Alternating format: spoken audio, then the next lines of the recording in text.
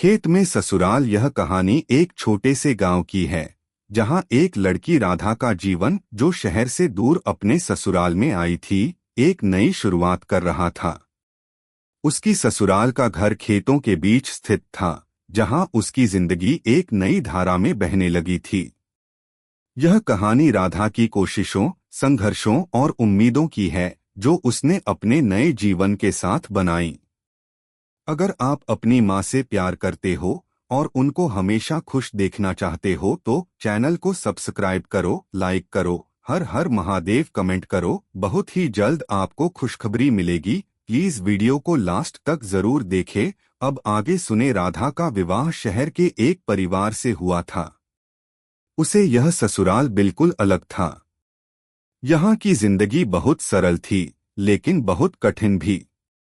खेतों की धूप, रेत और धूल से भरा वातावरण, सास-ससुर, देवर देवरानी और गांव के लोग, सब कुछ राधा के लिए नया था। घर में कदम। राधा का नाम गांव में हर किसी ने सुना था।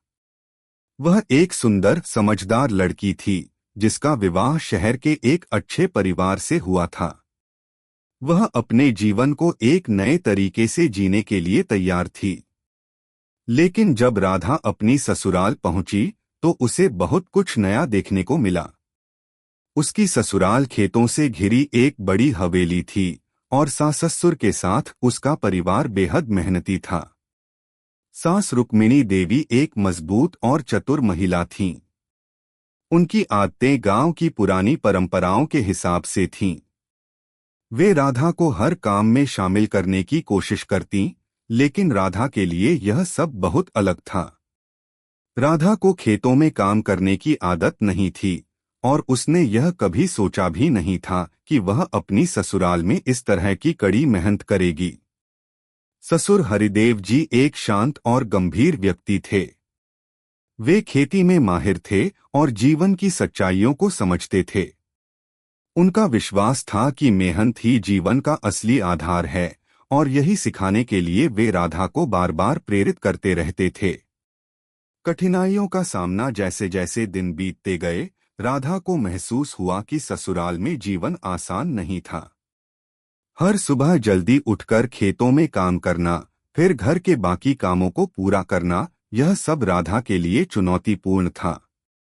उसे यह सब करना कठिन लग रहा था, लेकिन उसने हार नहीं मानी। वह जानती थी कि यह उसका कर्तव्य है और उसे ससुराल के माहौल में घुलने मिलने के लिए समय देना होगा। सास रुक्मिणी देवी ने राधा को समझाया, राधा, यह जमीन हमें अपनी मेहनत से मिलती है। इसमें ही हमारा जीवन है। अगर तुम इसे अपनी दोस्ती समझोगी तो कोई मुश्किल नहीं होगी। राधा ने धीरे धीरे खेतों के काम में हाथ बंटाना शुरू किया। वह कभी हल चलाती, कभी बीज बोती और कभी पानी देने जाती। उसे यह सब मुश्किल तो लगता, लेकिन उसका मन धीरे धीरे इन कामों में रमने लगा। एक दिन जब वह खेतों में काम कर रही थी, उसे महसूस हुआ कि यह काम न केवल शारीरिक बल्कि मानसिक संतुष्टि भी देता है। राधा की मेहनत ने ससुराल वालों का दिल जीत लिया। उसकी सास ने कहा, तुमने तो सबको चौंका दिया। पहले दिन की तरह अब तुम कितनी जल्दी काम खत्म कर देती हो। राधा मुस्कुराकर जवाब देती, माँ, अगर आप मुझे नहीं सिखाती तो मैं कभी यह नहीं कर पाती। ससुराल में समझौते और रिश्ते। राधा के दिल में एक चिंता बनी रहती थी, क्या वह कभी इस जगह को अपनी ससुराल समझ पाएगी। सास और ससुर से जुड़ी उसकी पुरानी मानसिकता को तोड़ना आसान नहीं था, लेकिन वह लगातार कोशिश करती रही। एक दिन सास ने राधा से कहा, तुम्हारा और इस घर का रिश्ता धीरे धीरे और मजबूत होगा, बस विश्वास रखना होगा। हम सब मिलकर इसे एक परिवार बनाएंगे। राधा ने महसूस किया कि यह सच था। रिश्तों में समय और समझदारी की आवश्यकता होती है। ससुराल वालों के साथ उसके रिश्ते अब पहले जैसे नहीं थे। सास के साथ उसकी जचगी बढ़ चुकी थी। अब राधा अपनी सास से जिंदगी के हर पहलू पर बात करने लगी थी। बुआ का आगमन। गांव में एक दिन राधा की बुआ आईं।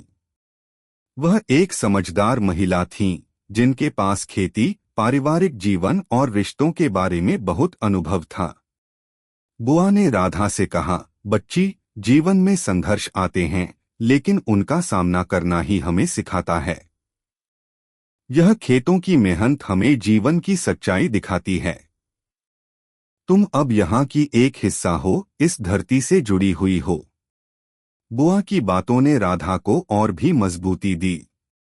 उसने ठान लिया कि वह इस खेतों के जीवन को न केवल स्वीकार करेगी, बल्कि इस पर गर्व भी करेगी।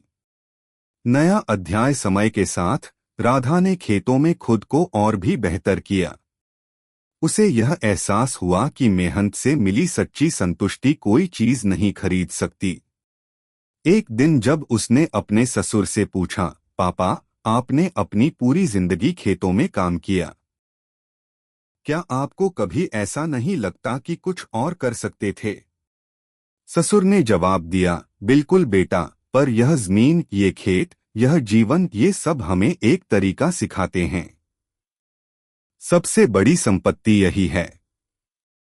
राधा ने महसूस किया कि सच में उसकी ससुराल और खेतों के बीच एक गहरा रिश्ता था।